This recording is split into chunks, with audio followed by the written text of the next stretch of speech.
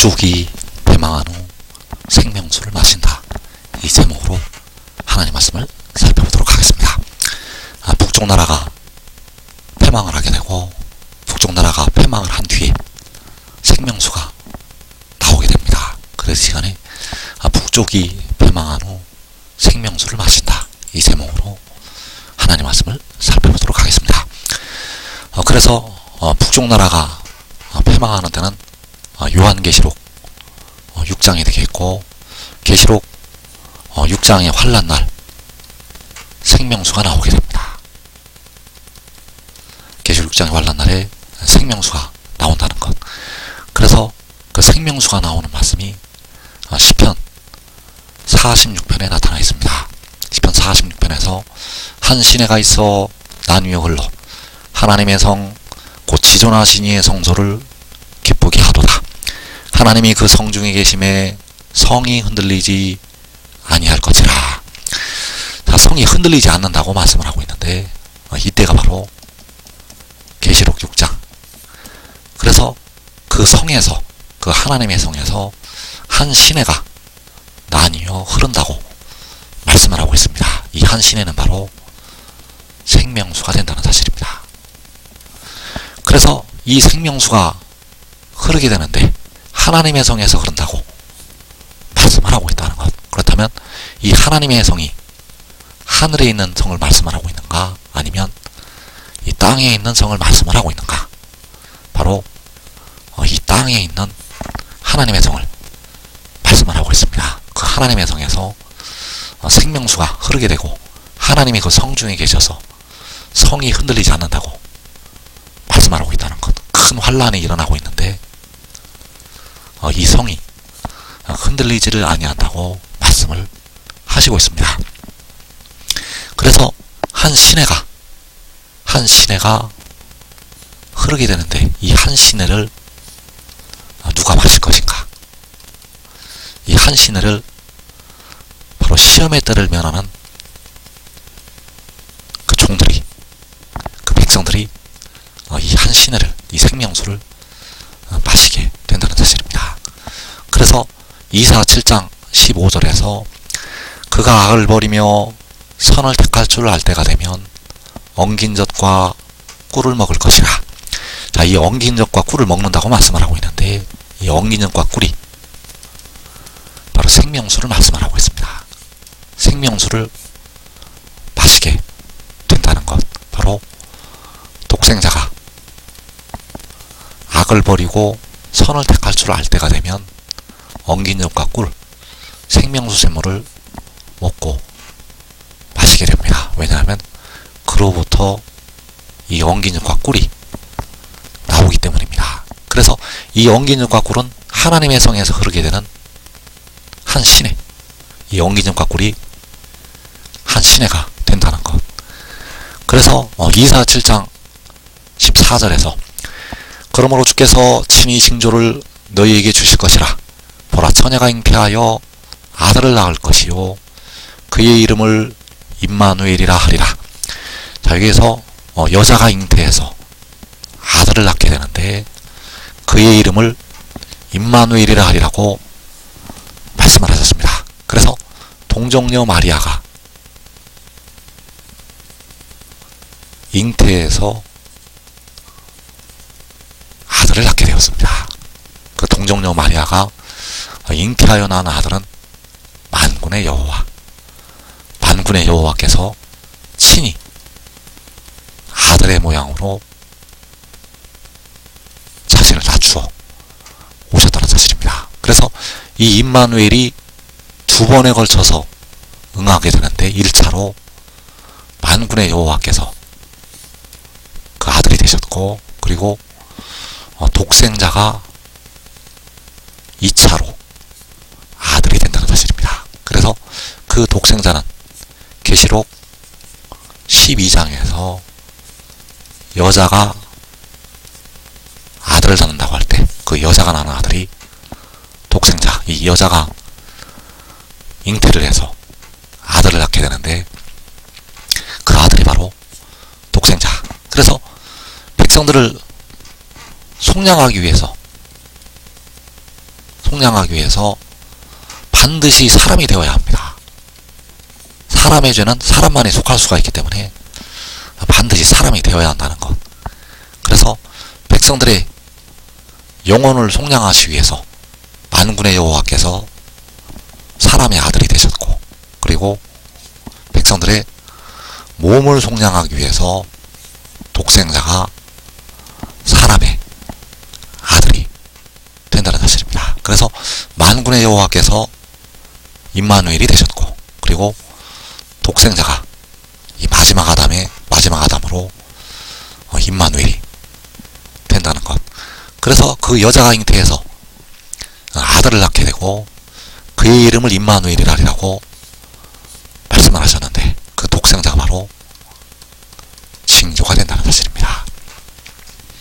그래서 이사 7장 16절에서 대저 이 아이가 악을 버리며 선을 택할 줄 알기 전에 내가 미워하는 두 왕의 땅이 황폐하게 되리라.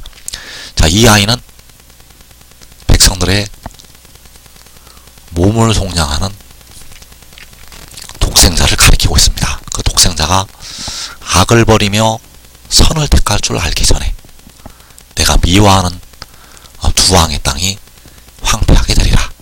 자, 여기서 두 왕의 땅은 아람과 북이스라엘, 그 아람과 북이스라엘이 멸망할 것을 말씀을 하신 것이 되겠습니다. 그래서 언제 망하게 되는가? 이 아이가 악을 버리며 선을 택할 줄 알기 전에, 이 아이에게 여호와의 영이 강림하시기 전에, 이 아이에게 여호와의 영이 일곱 눈이 임하기 전에 아람과 북이스라엘이 패망한다고 말씀을 하는 것이 되겠습니다. 그래서 그 일곱 눈이 임하게 되면 그가 악을 버리며 선을 택하게 되고 공의로 판단하고 심판을 할 수가 있게 된다는 사실입니다.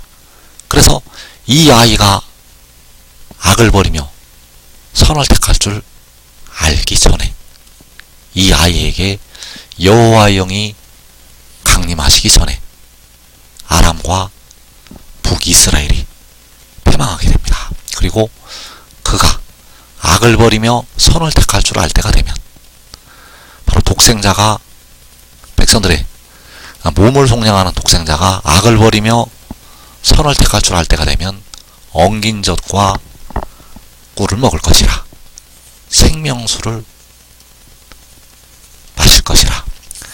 그래서 그가 악을 버리며 선을 택할 줄 알 때 생명수를 마시게 되는데, 그 전에 너가 미워하는 두 왕의 땅이 황폐하게 된다고 말씀을 하셨다는 사실입니다. 그래서 내가 미워하는 두 왕의 땅, 그 땅이 황폐하게 되는데, 그 두 왕의 땅이 바로 아람과 북이스라엘. 이 아람은 중국을 가리키고 있고, 이 북이스라엘은 북한을 가리키고 있습니다. 그래서 이 아이가 악을 버리며 선을 택할 줄 알기 전에 중국과 북한이 반드시 망하게 됩니다. 중국과 북한이 패망한다는 것.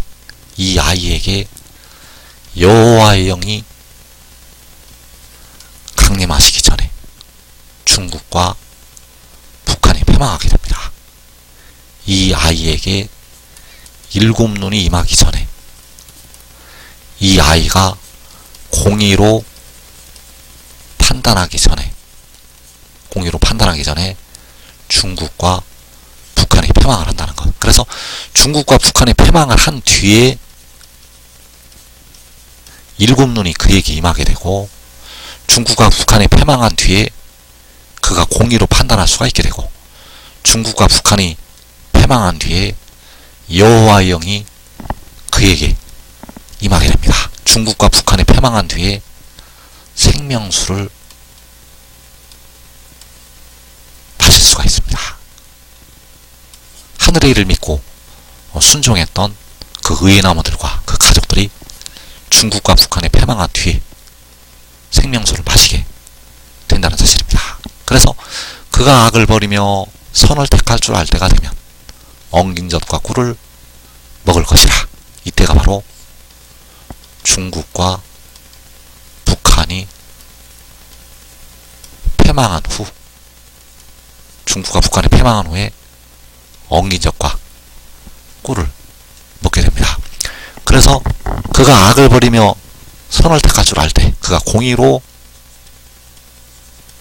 판단할 때 엉긴 젖과 꿀을 먹게 되고, 그 엉긴 젖과 꿀을 먹은 사람들이 기쁜 소리를 발하게 된다는 뜻이.